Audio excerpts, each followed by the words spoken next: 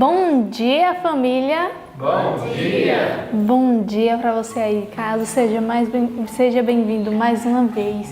Que bom é ter você conosco. Que o Senhor continue lhe abençoando. Bom dia, professor Léo. Bom dia, Juliana. Bom dia, igreja.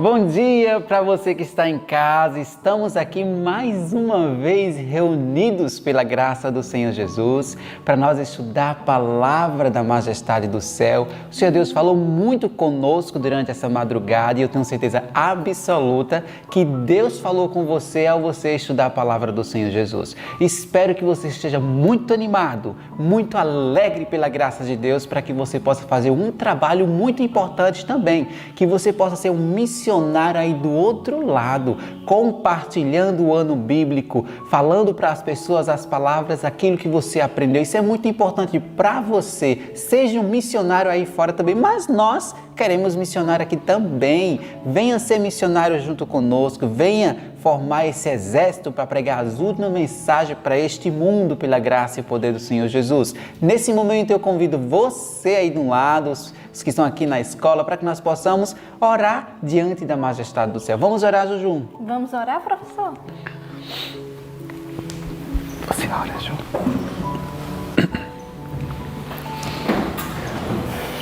Oremos, querido Deus, bondoso Pai. Obrigado, ó Pai.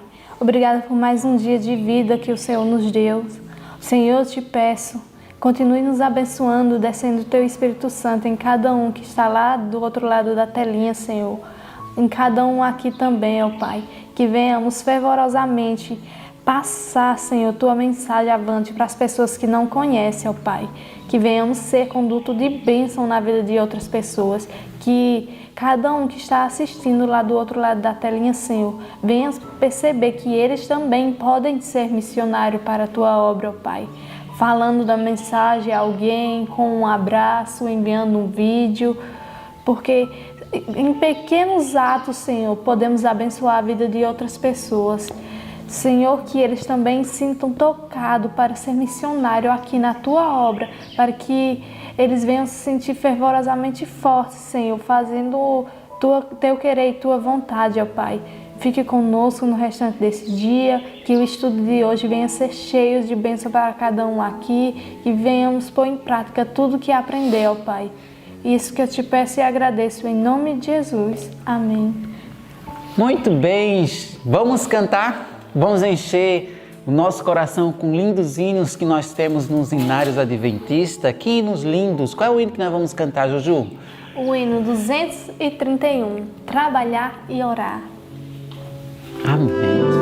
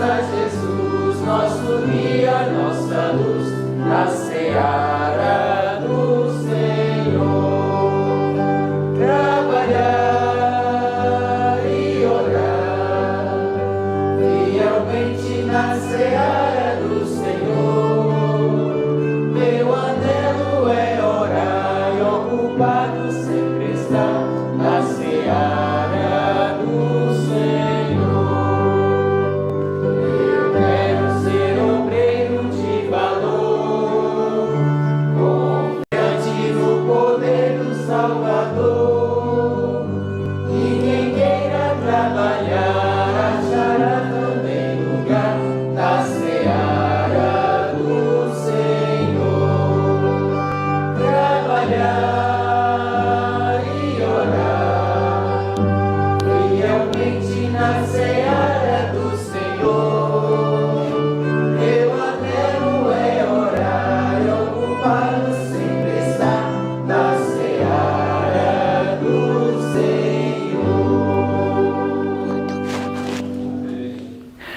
Muito bem, que hino fantástico! Trabalhar e orar. Ai, que coisa boa é trabalhar e orar ao mesmo tempo. Que você possa sentir isso também. Mas nós agora vamos falar sobre o texto, não é, Juju? Sim. Como é que você se sente ao ter a palavra de Deus na sua cabeça? Professor, eu me sinto mais viva, porque sabemos que vai chegar um tempo que não vamos ter mais Bíblia, mas se entesourarmos a palavra de Deus em nosso coração, Deus sempre vai estar conosco, porque vamos estar sempre firmes na palavra dele. Entesoure você também a palavra dele em seu coração. Muito bem, vamos lá falar esse texto fantástico que se encontra lá em Efésios 4:32. Vamos decorar junto conosco? Vamos lá? 1, 2, 3. Efésios 4:32. Antes sede uns para com os outros benignos, misericordiosos, perdoando-vos uns aos outros, como também Deus vos perdoou em Cristo. Efésios 4:32. Efésios 4:32. Antes sede uns para com os outros benignos, misericordiosos, perdoando-vos uns aos outros, como também Deus vos perdoou em Cristo. Efésios 4:32. Efésios 4:32. Antes sedes uns para com os outros benignos, misericordiosos, perdoando-os uns aos outros, como também Deus vos perdoou em Cristo. Efésios 4:32. Amém. Que a palavra de Deus tenha enchido o seu coração e que com o estudo você venha se encher e também passar para outras pessoas aprender mais sobre Cristo. Bom dia e que Deus te abençoe. Vamos estudar junto conosco? Muito bem, depois de tanta coisa boa, oração, esse momento tão lindo de cantarmos e louvarmos a Deus, eu quero convidar você aí de casa a abrir a sua Bíblia para a gente estudar o que o nosso guia nos mostrou hoje, tá? Hoje nós nos detemos no capítulo 4, 5 e 6 do livro de Jeremias. Nós vamos falar um pouquinho sobre a experiência de Jeremias com o povo de Deus e também lemos João capítulo 3. Alguém me dá um guia de ano bíblico. Aqui. E também lemos João capítulo 3, o verso 22 ao verso 26, tá? E no livro Desejado de Todas as Nações, o capítulo 18. É necessário que ele cresça e eu diminua. Muito bem. Fazendo um breve resumo do que nós vimos em Jeremias, porque nós já estudamos essa parte da história do povo de Deus, né? Que é quando o povo está lá em tremenda apostasia e rebeldia e Deus levanta Jeremias para chacoalhar o povo e dizer, olha, eu vou levantar a Babilônia. A gente já estudou isso alguns vídeos atrás. Se você for procurar aí no canal do YouTube, você vai encontrar esses estudos. Mas eu quero dar alguns destaques do capítulo 4, 5 e 6. Primeiro, falar sobre qual era o problema do povo de Deus naquela época de Jeremias. Se você abrir a sua Bíblia em Jeremias capítulo 4, verso 22, nós vamos encontrar a raiz do que estava fazendo o povo se apostatar tanto e se rebelar contra o Senhor. Aqui no verso 22 diz assim, ó, deveras o meu povo está louco, já não me conhece. São filhos nécios e não inteligentes. São sábios para o mal e não sabem fazer o bem. Pensa só, é normal a gente ver esse tipo de comportamento de alguém que não conhece a Deus.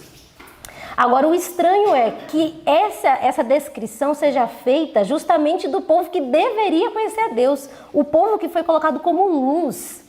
Mas aqui a palavra de Deus apresenta como o povo de Deus sendo nécios, sendo não conhecedores de Deus, praticantes do mal ao invés do bem. E aqui está a raiz, não conhecer a Deus. E se você for avançar na história, você vai perceber que no tempo de João Batista, que é o que nós estamos estudando hoje, o problema era o mesmo. Não conheciam a Deus. E por isso não reconheceram o Messias, que era o quê? Veio revelar o caráter de Deus. E aqui estava o problema da nação. Mas Deus, de forma muito misericordiosa, ele continuou apelando, e o apelo de Deus era o seguinte, ó, se você ler o verso 4 do capítulo 4, você vai ver qual é o apelo de Deus para aquele povo. Circuncidai-vos para o Senhor. Circuncidai o quê? O vosso coração. Chega de atos externos. Vocês são ótimos para fazer ritos e formalidades, mas eu quero mais do que isso, eu quero um coração. E para isso acontecer, verso 8, cingi-vos, pois de cilício, lamentai e uivai, porque a ira ardente do Senhor não se desviou de nós. Deus está colocando o povo numa posição de vencedor. Para você vencer um problema, você precisa estar se humilhando diante de Deus. Você precisa aprender a se humilhar, a se quebrar diante de Deus e buscar dele a solução. E era isso justamente que Deus estava tentando fazer com o povo. Vocês precisam fazer isso. Cinjam-se, circunde o vosso coração, se lamentem diante de mim, busquem a minha presença, que aí haverá solução para vocês. E não é diferente hoje. Não era diferente também para o povo de João Batista daquela época. Eles precisavam se quebrar diante de Deus e foi o que não aconteceu. Eles não se quebraram. Prova disso está em João capítulo 3. Se você abrir lá, em João capítulo 3, você vai ver Satanás tentando levantar uma contenda para acabar com o ministério de Jesus. Para acabar não só com o ministério de Jesus, mas com a obra linda que João Batista já estava realizando. E que já estava ao fim, né? Porque o Messias já agora havia se declarado. Então, João Batista, ele foi, como ele mesmo disse, eu sou a voz que clama do deserto. Ele tinha um propósito. Qual era o propósito da existência de João Batista? Preparar o caminho para o Messias. Mas para quê? Para que esse Messias encontrasse a sua noiva e entrassem em um relacionamento. Então, o propósito da vida de João Batista, ele nasceu para isso, era preparar o caminho para que o noivo, Cristo, se encontrasse com a sua igreja e houvesse relacionamento. Era para isso que João Batista existia. E quando João Batista começou a sua missão, multidões estavam ali para ouvir aquele servo tão humilde, tão simples, no seu jeito de vestir, de falar, mas tão firme nos princípios. E multidões iam após João Batista para serem batizados e contemplarem, ouvirem um pouco da mensagem do Senhor. E eu fico pensando, quantas atenções João Batista recebeu. E sabe o que é lindo na história de João Batista? Porque no auge de seu ministério, ele ainda era um homem saudável. Não se deixou corromper, se abalar pela fama, pelos aplausos, não se vendeu. Firme na sua posição, humilde, sabia a posição dele, entendia qual era a razão da sua existência, não se abalava por aplausos, atenção, fama, embora que Satanás tentasse fazer justamente isso, despejar bastante atenção sobre João Batista para fazer ele desequilibrar e perder ali o momento dele, mas ele não se corrompeu. Mamãe? Nesse ponto, Joana, da tua fala, tão importante, é muito correto lembrar que Satanás estava também dando atenção e fama, e ele é capaz de fazer isso.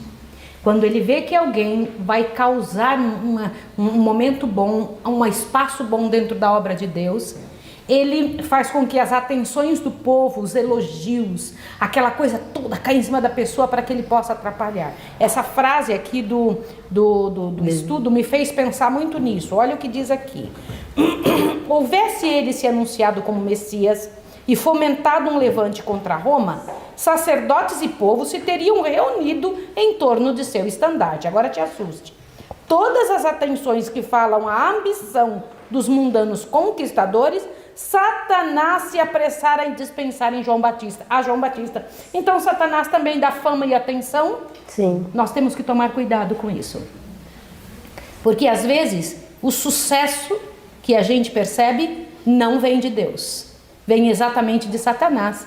Para que aquela pessoa, ao receber esse sucesso, ao receber essa fama, este aplauso, possa ser um empecilho para a obra de Deus e não um avanço. E João Batista percebeu isso e sabia exatamente a hora de se retirar. Que coisa tremenda. Que lindo. E foi justamente isso que começou a acontecer. As multidões, agora Cristo já se revelara como Messias. E as multidões começaram a fazer o quê? A seguir Jesus. Já agora João Batista ia pregar, não tinha tanta gente. E isso começou a criar uma contenda entre os judeus, começaram a colocar uma coisinha aí na cabeça dos discípulos de João e começou uma contenda. Por que os discípulos de Cristo batizam? Eles podem batizar? As palavras que eles... Olha só o tipo de debate. As palavras usadas no batismo estão corretas? Sobre a purificação, como é que é? O batismo de vocês ou de Cristo? Como é que é essa situação? E os discípulos de João, zelosos pela honra de seu mestre, né? Fizeram o quê? Correram para João e foram se queixar, enciumados. Pensa só que situação. E é justamente aí que se inicia uma intriga. Porque... veja só o que está escrito aqui no parágrafo, os discípulos de João. Veja como é que se começa uma intriga. Os discípulos de João foram ter com ele com suas queixas, dizendo: Rabi, aquele que estava contigo além do Jordão, do qual tu deste testemunho, ele o batizando, e todos vão ter com ele. Por meio dessas palavras, tentou Satanás a João. Conquanto a missão deste parecesse prestes a concluir-se, ser-lhe-ia ainda possível prejudicar a obra de Cristo. Houvesse ele, olha só o caminho para a intriga, houvesse ele se doído por si mesmo, dói, né? Ou expressado desgosto ou decepção por ser sobrepujado, e estariam lançadas as sementes da dissensão, incitados o ciúme e a inveja, tornando-se sério obstáculo ao progresso do Evangelho. Professora Maísa. Eu queria que os alunos, por favor, pensassem sobre esta situação que foi descrita. Qual é a situação hoje dentro da igreja semelhante? Por favor, eu gostaria que vocês pensassem. Eu quero que vocês pensem agora. Um povo fazendo o trabalho, outro povo fazendo o mesmo trabalho. E um discutindo qual é o jeito, esta é aquela forma, vocês estão errados, quem está certo somos nós. E o principal do trabalho se esquece. O que vocês veem parecidos hoje? Eu quero ouvir de vocês. A igreja atual. E quem que faz esse tipo de situação? Infelizmente, nós temos ministérios independentes dentro da igreja tomando posição desta forma, brigando por causa de detalhes e queimando a igreja diante do mundo, estraçalhando o trabalho do Senhor.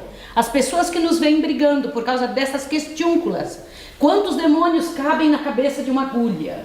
Jesus tinha uma bolsa ou não tinha uma bolsa? Jesus era assim? Não, por favor, em nome de Deus, as pessoas de fora que olham esse tipo de atitude, elas somem de perto de nós. Ela fala, se o evangelho não conseguiu mudá-los, não vai conseguir mudar a mim também. Se entre eles brigam dessa forma, se entre eles criam esse tipo de dissensão e briga, eu não quero esse tipo de vida. E esse tipo de situação é que João Batista estava percebendo e não se deixou doer, não se deixou incomodar por esse tipo de situação tão dura que poderia trazer tamanho prejuízo para a obra do Senhor. Realmente. E aqui diz algo muito importante. Por que João Batista não deixou se corromper? Seus discípulos foram facilmente levados pelos ciúmes, pela inveja. Como assim? E meu mestre agora não tem mais atenção, não tem mais honra. Mas olha só, João Batista pairava numa atmosfera não contaminada pelo egoísmo e a ambição, e muito acima do miasma do ciúme.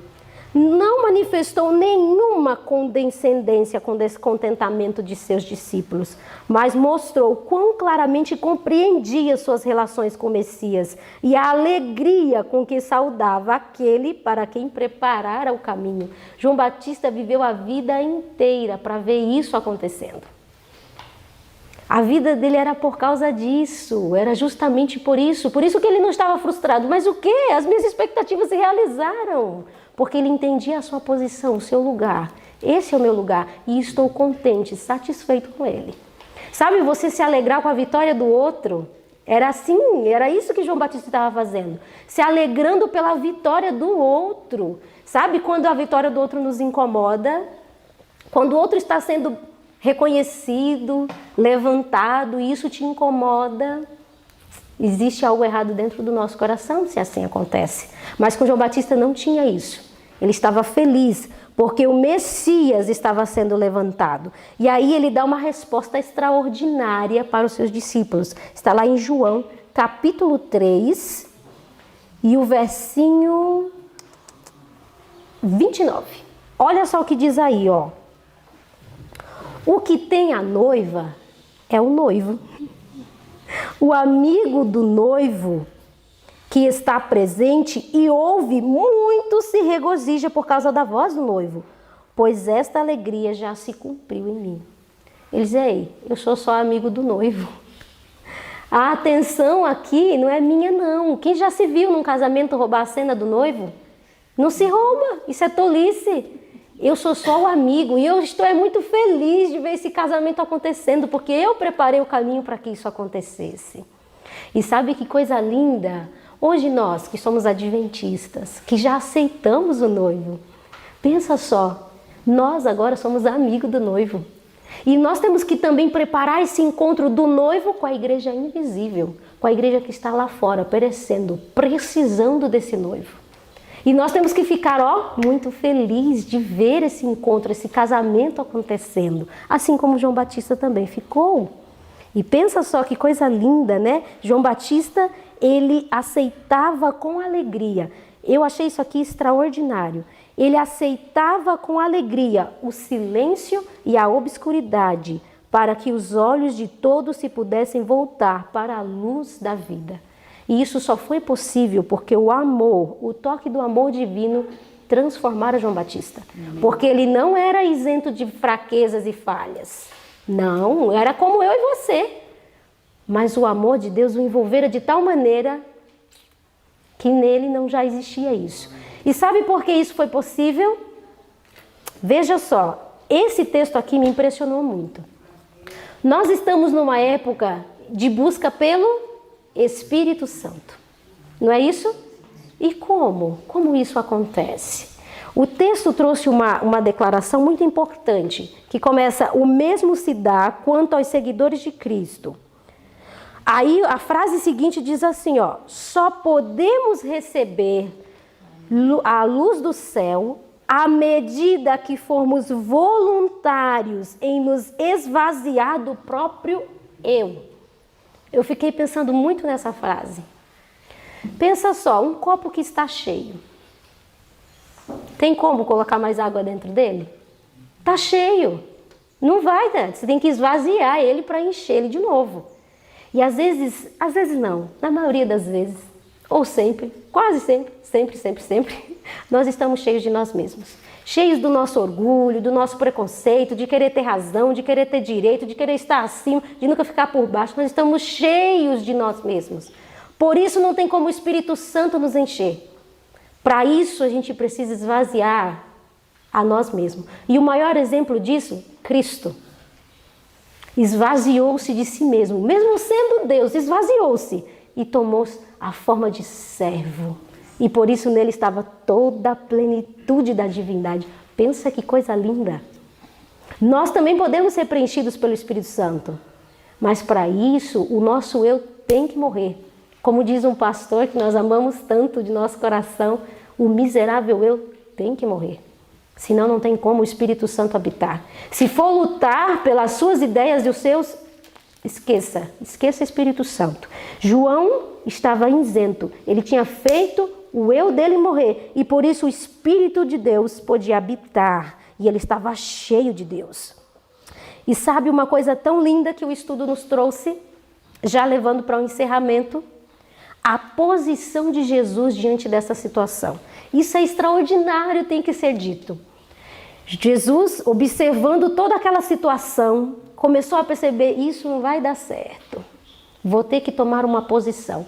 E às vezes quando nós vamos tomar uma posição, a gente dá uma erradinha, né? Às vezes a gente quer brigar, fazer, eu estou certo, mas olha a posição de Jesus. Jesus sabia que eles não poupariam esforços para criar divisão, os judeus, entre seus discípulos e o de João. Sabia que se estava preparando a tempestade que arrebataria um dos maiores profetas já dados ao mundo. Mais para frente nós vamos ver a morte de João Batista.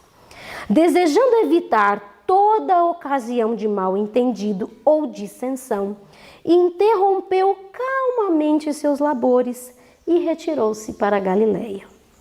Nós, igualmente, conquanto leais à verdade, devemos procurar evitar tudo quanto possa levar à discórdia ou má compreensão, pois sempre que estas surgem, trazem resultado perdas de alma. Quando quer que apareçam circunstâncias que ameacem divisão, cumpre-nos seguir o exemplo de Jesus e de João Batista. Professora, mas quer falar essa parte? Sim.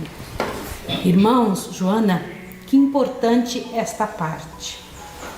Porque João não era cheio de si, porque tinha recebido a tônica do céu, que é o amor e o reconhecimento de que ele tinha uma parte a desempenhar, até certo ponto e dali em diante, não.